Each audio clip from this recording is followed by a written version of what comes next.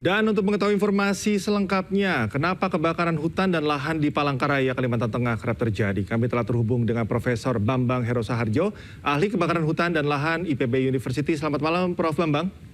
Selamat malam, Mas Fikal. Terima kasih sudah bergabung bersama kami di iNewsroom. Prof, kenapa kebakaran hutan dan lahan di Palangkaraya ini kerap berulang, bahkan rutin setiap tahun? Apa faktor yang dominan menjadi pemicu, Prof?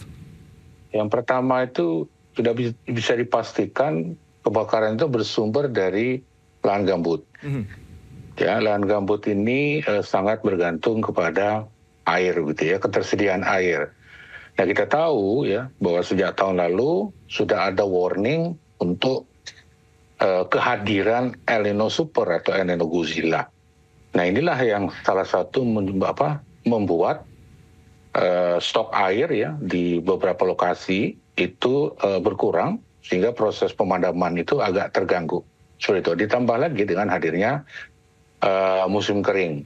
Nah, ada juga yang lebih penting lagi adalah ketika kegiatan pemadaman akan dilakukan itu banyak juga yang tergagap-gagap itu. Kenapa? Karena yang pertama bisa jadi sarpras yang tersedia sangat terbatas. Dan kemudian yang kedua, karena mungkin persiapannya masih lambat begitu ya, kesediaan air, terutama biasanya kalau dulu zaman Berik itu ada ada sumur bor gitu ya.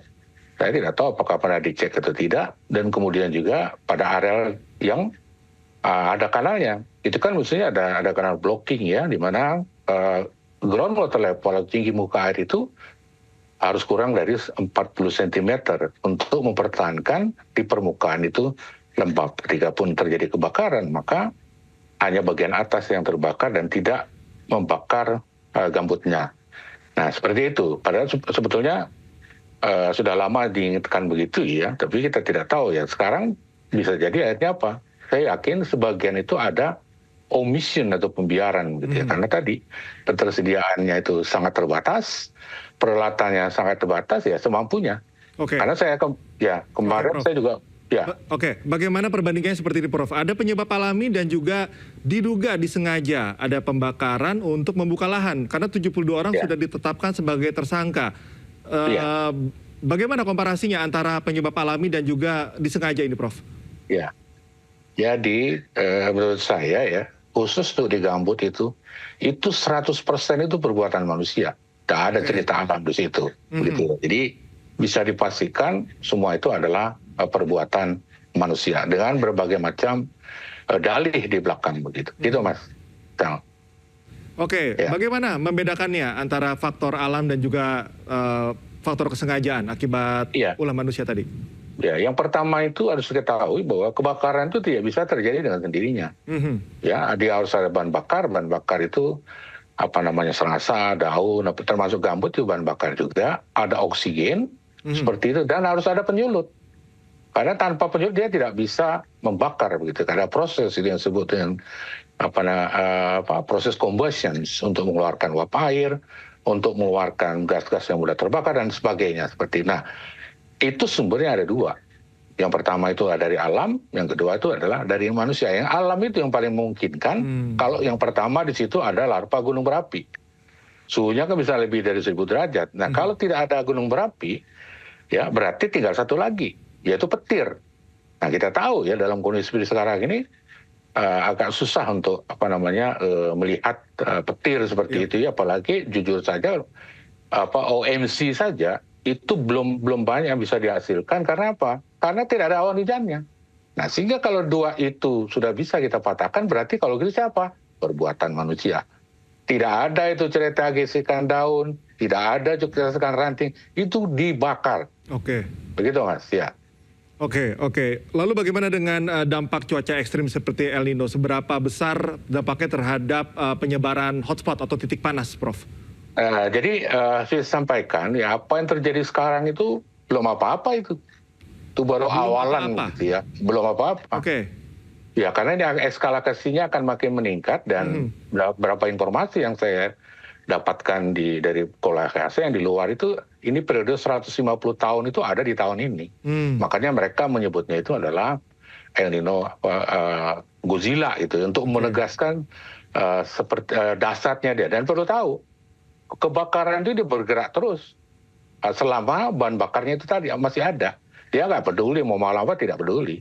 Karena hasil penelitian kami yang kami lakukan di Jambi, di Kalimantan Barat juga, termasuk juga di Riau tahun lalu, meskipun tidak ada El Nino, tanggal 19 Juli asapnya hampir ke negara tetangga. Karena apa? Karena di bawah gambut bekas terbakar, dia masih ada baranya. Selama tidak ada hujan, dia berpeluang untuk meningkat kembali. Nah, pola seperti itulah mestinya yang harus diwaspadai ketika kebakaran terjadi di lahan gambut. Nah, seperti itu, Mas. Bagaimana, Prof, untuk efektivitas metode pembasahan lahan gambut misalnya dengan kanal blocking atau penyekatan kanal selama ini diterapkan? Bagaimana tanggapan Anda mengenai evaluasi metode tadi? Ya, kita tahu bahwa gambut itu kan bisa bertahan seperti sekarang ini, itu karena dia tersedia dengan air. Gitu ya, ada airnya. Nah, sehingga di regulasi kita PP 71 2014, PP 57 2016 sudah menegaskan itu bahwa GWL ground water levelnya itu harus kurang dari 40 cm. Nah, itu harus pertahankan. Nah, ya, kemudian juga kanal blocking itu juga harus betul-betul.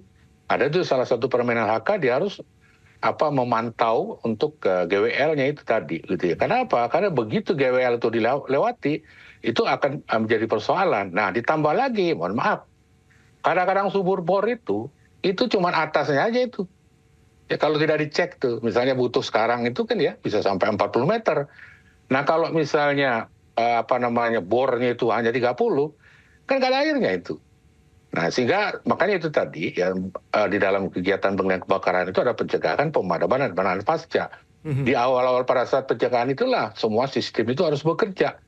Nah, untuk daerah gambut itu perlu air untuk itu. Nah, ya, sebetulnya saya ingat waktu saya diundang ke Riau oleh Kapolda Riau, Pak Irjen Heriawan itu, kami sudah sempat diskusikan, udah puas. Saya apresiasi beliau begitu sampaikan, beliau hubungi langsung bupati, wali kota bahwa kita akan masuk ini sebagainya begitu ya. Semua di ground, cek air apa dan sebagainya. Tidak hanya sekedar publikasi, kadang-kadang narasi saja tidak cukup.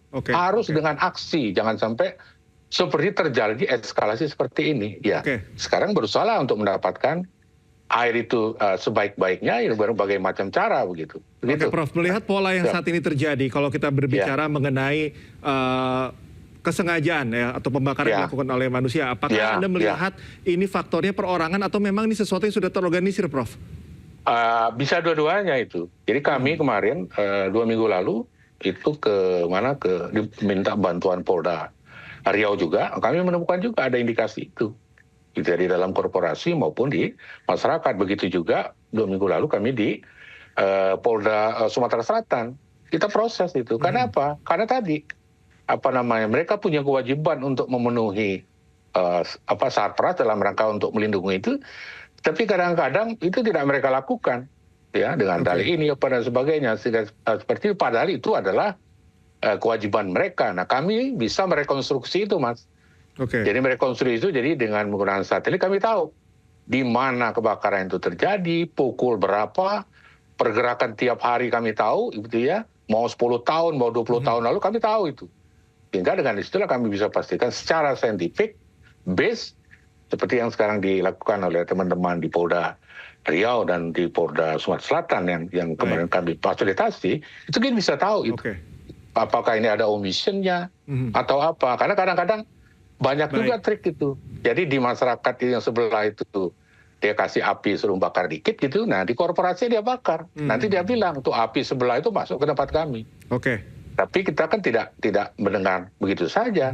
Kita perlu apa yang disebut dengan scientific evidence, bukti ilmiah seperti yang disarankan oleh Peraturan Mahkamah Agung 1 2003. Itu dengan satelit kita bisa memastikan bahwa perbuatan itu bisa dilakukan sengaja atau tidak, harus seperti apa modus operandinya. Begitu, Mas. Baik, Prof, mungkin solusi dari Anda untuk bisa mereduksi angka pembakaran hutan dan lahan ini, kira-kira kebijakan atau regulasi apa yang paling mendesak yang bisa diterapkan untuk kejadian seperti tidak terulang? Yang pertama itu kan sudah disampaikan dari beberapa pihak begitu ya, bahwa kita berhadapan dengan masalah terutama itu asap. Jadi asap itu di dalam kandungan asap itu ada 90 gas, Mas. 50% itu beracun. Ada yang disebut dengan puran, itu bisa mengakibatkan stunting, dan ada juga yang disebut dengan hidrogen cyanida, itu bisa menyebabkan kematian. Jadi untuk teman-teman yang baru pulang dari lapangan itu harus segera medical check up untuk memastikan, kan kemarin ada tuh ya yang sempat tumbang, pingsan dan sebagainya. Jangan dikira karena lelah saja, itu harus dicek semua pasukan itu. Satu. Yang kedua, karena ini adalah extraordinary crime, kan pemerintah sudah menyarankan begitu ya untuk yang tadinya dilegalkan seperti itu ya, karena di regulasi mengatakan boleh bakar tapi tidak lompat ke non target. Nah situasinya kan sekarang seperti ini begitu ya. Nah, tolong di standby-kan dulu seperti itu kegiatan itu. Dan kemudian yang kedua, karena ini menyangkut adalah nama Republik Indonesia di forum internasional, semua itu harus berjibaku ya. Jadi yang bisa menggunakan darat silakan darat gitu ya, dan kemudian cari ya, salah satu yang penting itu adalah sumber airnya gitu ya, berbagai macam cara itu ya, apakah nanti mengambil dari sungai atau dari kanal laut dan sebagainya, karena itu salah satunya, atau ditambah juga misalnya dengan menggunakan foam dan sebagainya. Seperti itu, Mas. Prof. Bambang, terima kasih atas informasinya, berbagi informasi bersama kami di iNewsroom kali ini. Salam sehat selalu, Prof. Ya, terima kasih, Mas.